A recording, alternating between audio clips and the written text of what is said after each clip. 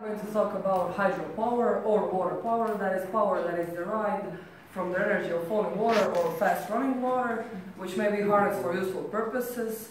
Since ancient times, hydropower for many kinds of water mills has been used for renewable energy, for source for irrigation and the operation of various mechanical devices, such as windmills, gristmills, sawmills, treadmills, textile mills, and so on.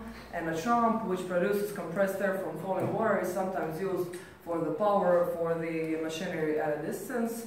In the late 19th century, so hydropower became the source of electricity, and in Craigside in northern Ireland was the first house powered by hydroelectricity in 1878.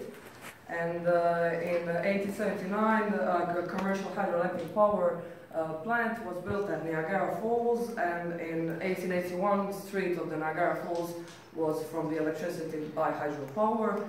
And in the early 20th century, the term has been used almost exclusively in conjunction with the modern development of hydroelectric power, and international institutions such as the World Banks view hydropower as a means for economic development without adding substantial amounts of carbon to the atmosphere. So, any questions? Yes.